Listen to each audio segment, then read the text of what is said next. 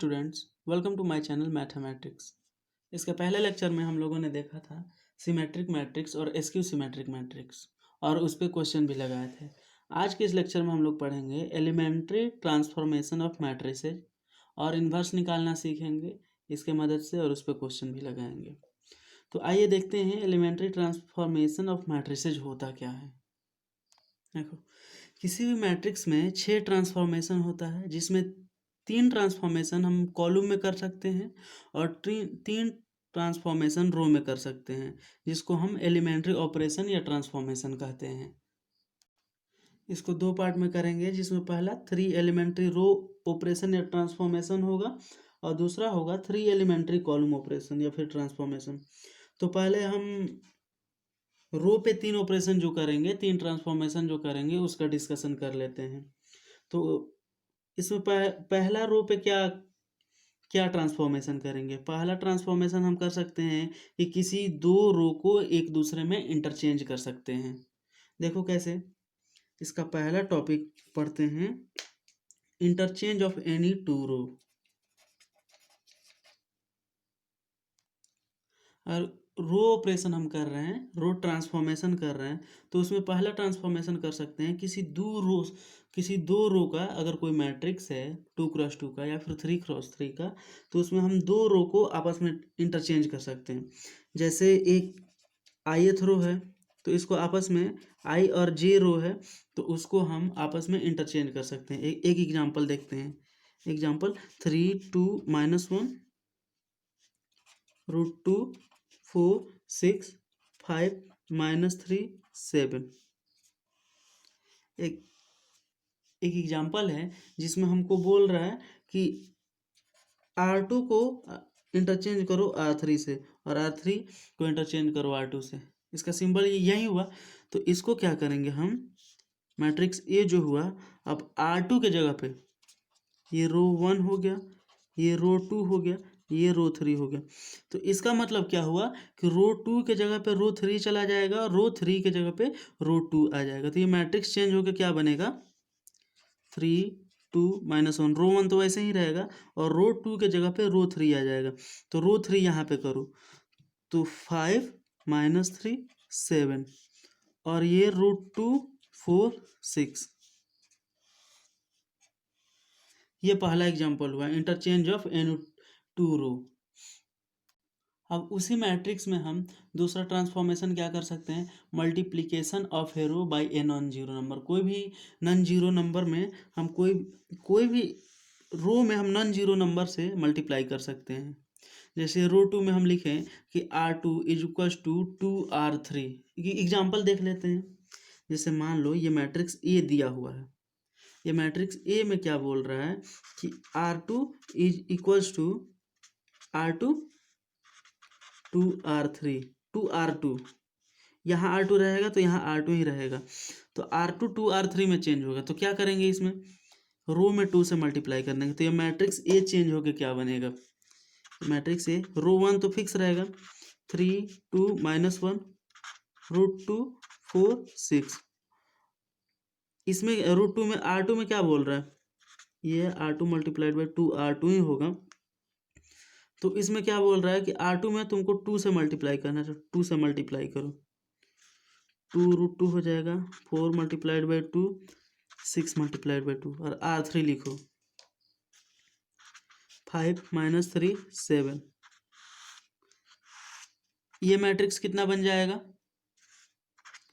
3 2 -1 2 √2 8 12 5 -3 7।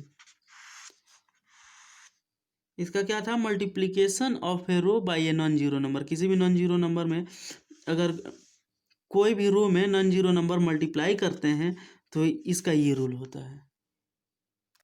अब किसी मैट्रिक्स में तीसरा ट्रांसफॉर्मेशन क्या कर सकते हैं, किसी मैट्रिक्स के रो में तीसरा ट्रांसफॉर्मेशन अगर करना हो तो वो बच रहा है हमको कि अगर उस रो के ईच एलिमेंट में किसी नॉन जीरो नंबर से मल्टीप्लाई कर देते हैं और किसी दूसरे रो को जोड़ देंगे, कॉरेस्पॉन्डिंग एलिमेंट ही जुड़ता है। अगर A11 है तो दूसरा रो का एलिमेंट अगर ऐड होता है A21 का होगा।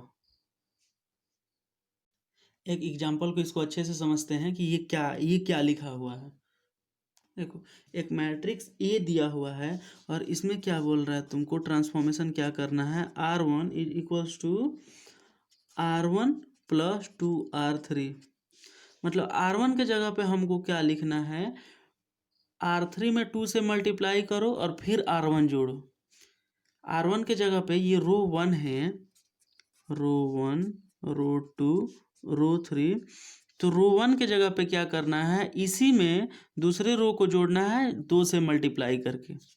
तो देखो, मैट्रिक्स से R1 को चेंज कर रहे हैं हम, तो 2 R1 plus 2R3, 2 plus 2R3, तो 2 7 14 होगा, 2 7 जब 14, तो 2 प्लस 14 16 होगा, माइनस 1 12 11 होगा, 5 प्लस 6 11 होगा, ये जो कहते हैं रह जाएगा -3 4 रूट 2 7 6 3। ये समझ में आ गया। अब अगला ट्रांसफॉर्मेशन हम पहले का 3 ट्रांसफॉर्मेशन हम रो का पढ़ लिए, अब अगला 3 ट्रांसफॉर्मेशन हम कॉलम में कैसे करेंगे वो देखते हैं। जैसे मैट्रिक्स में अगर कॉलम में ऑपरेशन करते हैं, कॉलम ट्रांसफॉर्मेशन करते हैं, तो इसमें भी 3 होता है। वो क्या होता है वो एक एक करके डिस्कस करते हैं। जिसका पहला है इंटरचेंज ऑफ 2 कॉलम। जैसे 2 रो को हम इंटरचेंज किए थे, वैसे 2 रो को इंटरचेंज जैसे किए थे वैसे 2 कॉलम का भी इंटरचेंज कर सकते हैं। तो इसका पहला टॉपिक हुआ interchange of any 2 column. Interchange of any 2 column कैसे करेंगे, जैसे एक मैट्रिक्स ए दिया हुआ है 1 2 3 4 5 6 7 8 9, ये मैट्रिक्स ए दिया हुआ है जिसका ये कॉलम 1 हो गया, कॉलम 2 हो गया और ये कॉलम 3 हो गया। बोल रहा है कि C1 को इंटरचेंज करो C3 से। इसका मतलब ये इसका मतलब क्या होता है, जैसे ये C1 इज इक्वल्स टू, ये C1 इंटरचेंज बाई C3 यहीं दिया रहेगा क्वेश्चन में।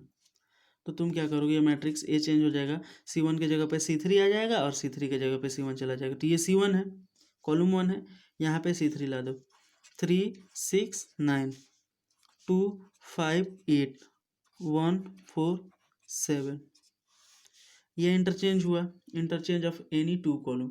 इसका दूसरा पॉइंट है किसी भी नॉन जीरो नंबर को किसी कॉलम में मल्टीप्लाई कर सकते हैं। अगर C2 is equals to 2C2 लिखे है तो इसमें क्या करो, 2 से मल्टीप्लाई कर दो सारे कॉलम में। तो एक एग्जांपल से करते हैं। इसमें क्या है, multiply each element of A column by a non zero number. मतलब कोई भी कॉलम का each element multiplying by a non zero number, ये ट्रांसफॉर्मेशन हो सकता है। तो इस मैट्रिक्स ए में अगर बोले हमको C2 इक्वल्स टू 2C2, इसका मतलब क्या हुआ कि C2 के जगह पे 2C2 मल्टीप्लाई करके लिखो। मतलब C2 में ही 2 से हर एलिमेंट में मल्टीप्लाई करके लिखो। तो ए इज इक्वल्स टू कितना हो जाएगा, कॉलम 1 फिक्स रहेगा 1 4 7, कॉलम 2 में क्या होगा 2 से मल्टीप्लाई हो जाएगा 4 10 16, और ये कॉलम 3 जो कहते हैं रहेगा 3 6 9। ये रहा हमारा मैट्रिक्स। इसका अगला ट्रांसफॉर्मेशन, जैसे रो में ट्रांसफॉर्मेशन किया था तीसरा, वैसे ही कॉलम का भी ट्रांसफॉर्मेशन करेंगे। एक एग्जांपल से तीसरा ट्रांसफॉर्मेशन हम देख सकते हैं, multiplying each element of A column of A given matrix E bye a non zero number. मतलब कोई भी फिक्स कॉलम है किसी मैट्रिक्स में, उसके हर एक एलिमेंट्स में हम कोई भी नॉन जीरो नंबर से मल्टीप्लाई करेंगे and then adding to the corresponding elements of another column, और उसको कॉरेस्पॉन्डिंग टर्म से अनदर कॉलम से हम लोग ऐड कर सकते हैं। तीसरा ट्रांसफॉर्मेशन है, जैसे हम लोग रो में किए थे वैसे हम लोग कॉलम में करेंगे। बस फर्क इतना होगा कि उसमें ये हॉरिजॉन्टली कर रहे थे कॉलम में कॉलम से, और इसमें वर्टिकली करेंगे। हॉरिजॉन्टली जो कर रहे थे रो से कर रहे थे, और जो वर्टिकली करेंगे कॉलम में कॉलम से करेंगे। एक एग्जांपल देखते हैं, अच्छे से समझ में आएगा। अगर कोई ये मैट्रिक्स ए दिया हुआ है जिसमें हमको ट्रांसफॉर्मेशन करने के लिए बोल रहा है C3 equals to C3 plus 2C1, तो अब ये बताओ क्या होगा, कॉलम 1 कॉलम 2 जो का त्यों रहेगा, हमको ट्रांसफॉर्मेशन जो करना है C3 में करना है, और C3 के जगह पे क्या लिखेंगे C3, और इसमें ऐड करेंगे 2C1, मतलब इस C1 में 2 से मल्टीप्लाई करेंगे और C3 से ऐड करेंगे, तो ये देखो क्या चेंज होगा, 2 - 1 5 ऐसे ही रह जाएगा, 0 3 -2 ये भी ऐसे ही रह जाएगा। अब C3 में देखो 4 + 2C1 मतलब 4 + 4 8, 1 - 2 -1 6 + 10 16, ये हमारा सारा ट्रांसफॉर्मेशन फिनिश हुआ। अगला टॉपिक देखते हैं इन्वर्टिबल मैट्रिक्स। इन्वर्टिबल मैट्रिक्स क्या होता है?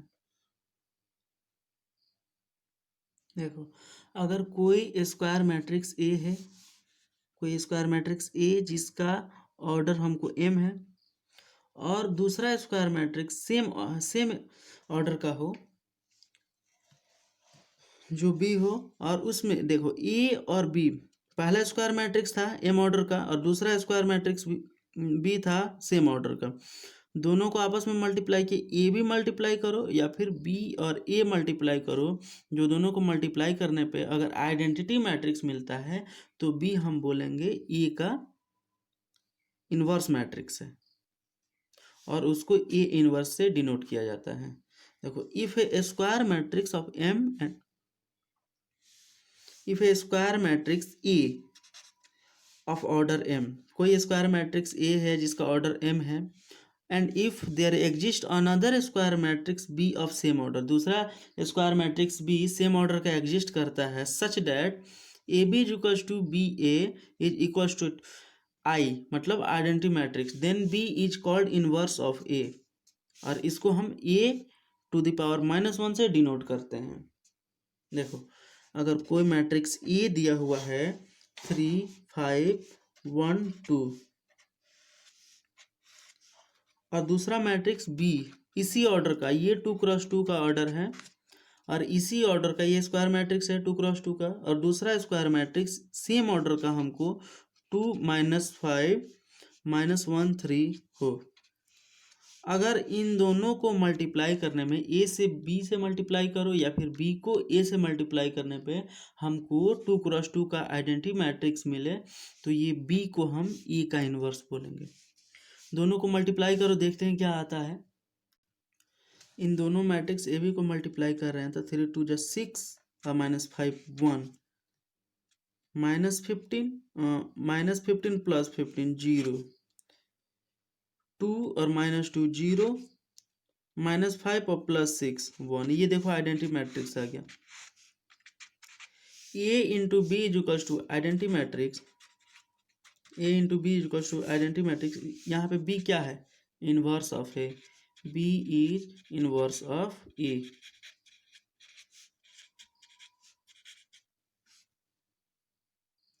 इसका अगला टॉपिक पढ़ेंगे हम, किसी मैट्रिक्स का इन्वर्स कैसे निकालेंगे, एलिमेंट्री ट्रांसफॉर्मेशन करके। एलिमेंट्री ट्रांसफॉर्मेशन में हम एलिमेंट्री रो ऑपरेशन कर सकते हैं, या फिर एलिमेंट्री कॉलम ऑपरेशन करके हम उस मैट्रिक्स का इन्वर्स कैसे निकालेंगे। Inverse of a matrix by elementary transformation कैसे करते हैं, जिसके 4 स्टेप हैं, एक एक करके समझाते हैं। स्टेप 1 है, सबसे पहले अगर मैट्रिक्स कोई ए दिया हुआ है तो A is equal to identity matrix, ये आई यहाँ पे आइडेंटिटी मैट्रिक्स है, इंटू ए लिखो, ये मैट्रिक्स ए लिखना, फिर यहाँ पे आइडेंटिटी मैट्रिक्स लिखना, फिर ये यहाँ पे ए लिखना, ठीक है। अब इसके आगे क्या करो कि बाय यूजिंग एलिमेंट्री ट्रांसफॉर्मेशन, हम 6 एलिमेंट्री ट्रांसफॉर्मेशन सिखाए हैं, जिसमें 3 रो में लगा सकते हो, 3 कॉलम में लगा सकते हो। तो उसमें आइडेंटिटी मैट्रिक्स में हम क्या करेंगे कि आइडेंटिटी मैट्रिक्स में भी हम ट्रांसफॉर्मेशन लगाएंगे, और इसके साइड में जो ए लिखा हुआ है इसमें भी ट्रांसफॉर्मेशन लगाएंगे। अब इसके लेफ्ट साइड इसको क्या करेंगे, हम आइडेंटिटी मैट्रिक्स बनाने का कोशिश करेंगे, और साथ ही साथ जो ट्रांसफॉर्मेशन इधर लगाएंगे वही ट्रांसफॉर्मेशन इधर लगाएंगे, और ये जो चेंज, अगर ये आइडेंटिटी मैट्रिक्स में चेंज हो गया और ये वाला टर्म जितना हमको आता है वही ए इन्वर्स होगा, तो A inverse is equal to matrix भी एक एग्जाम्पल क्वेश्चन करते हैं, अच्छे से समझ में आएगा। देखो एक एग्जांपल दिया है, by using elementary transformation find the inverse of matrix A. इस मैट्रिक्स ए का हमको इनवर्स निकालना है एलिमेंट्री ट्रांसफॉर्मेशन यूज करके। तो सबसे पहले क्या करने के लिए बताए थे, A is equal to I A लिखो, A is equal to I into A. Matrix A कितना है, 1 2 2 -1। और आइडेंटिटी मैट्रिक्स सेम ऑर्डर का लिखेंगे, तो 1 0 0 1। इस ए को ऐसे ही रहने दो। अब क्या करो, इसको तुम ट्रांसफॉर्मेशन लगा के आइडेंटिटी मैट्रिक्स बनाने का प्रयास करो। तो तुम क्या ऐसे बनाना है तुमको इसको, तो यहाँ पे एक है, यहाँ पे दो है, यहाँ पे दो है, एक यहाँ। अब क्या करो, एक यहाँ पे जीरो करना है, यहाँ पे जीरो करना है, और यहाँ पे इसको एक बनाना। तो सबसे पहले क्या करते हैं, देखते हैं कि इसको जीरो बना दे रहे हैं। तो क्या करो कि अगर दो में से दो घट जाए तो ये जीरो हो जाएगा। तो इसको लिखते हैं R2 माइनस, R2 की जगह पे क्या लिखेंगे, R2 माइनस 2R1। मतलब इसमें से अगर इसमें दो मल्टीप्लाई करके माइनस करें तो ये वाला टर्म जीरो हो जाएगा। तो देखो क्या होगा, रो वन तो सेम ही रह जाएगा 1 2, और यहाँ पे देखो R2 की जगह पे क्या लिखेंगे, दो और माइनस दो मल्टीप्लाइड बाई ये, तो जीरो ही हो जाएगा। और ये -1 और -4 -5 हो जाएगा। अब ये ट्रांसफॉर्मेशन इस मैट्रिक्स में भी लगाओ, तो रो वन फिक्स रहेगा 1 0, और रो टू की जगह पे क्या करो, 0 -2, तो ये -2 हो जाएगा। और ये 1 -0 तो 1 ही हो जाएगा। ये इसको क्या करो, ये ऐसे रहने दो। अब देखो ये जीरो होगा, अब इसको भी जीरो बनाने का कोशिश करो, क्या होगा। तो हम क्या करते हैं कि अगर 1, ये जीरो है, ये जीरो, यहाँ पे जीरो से पहले देखते हैं कि यहाँ पे 1 बनाने का चांस हमको ज़्यादा मिल रहा है अगर इस टर्म में हम -5 से डिवाइड कर दें। तो क्या लिखेंगे, row two is equals to -1/5 into row two. अब देखो रो टू को हम कैसे चेंज करेंगे, -1/5 से डिवाइड कर, मल्टीप्लाई कर दो इसको, तो ये रो वन तो वैसे ही रहेगा 1 2, ये जीरो तो जीरो ही रह जाएगा, -5 डिवाइडेड बाई -5, ये 1 हो गया यहाँ पे। और ये चेंज होकर क्या हो गया, 1 0, ये +2/5 हो जाएगा, और ये क्या हो जाएगा, -1/5। मैट्रिक्स ए जो कहते हैं रहेगा। अब ये हमको आइडेंटिटी मैट्रिक्स में थोड़ा सा बचा है, बस ये दो जीरो हो जाए। तो देखो क्या करते हैं, अगर दो में से दो घट जाए तो जीरो हो जाएगा, तो इसमें दो से मल्टीप्लाई कर दो, ये जीरो हो जाएगी, ये मल्टीप्लाई होगा तो इसमें से कुछ माइनस नहीं होगा। तो क्या लिखेंगे यहाँ पे, अब आगे प्रोसीड के लिए यहाँ से आगे यहाँ पे आते हैं,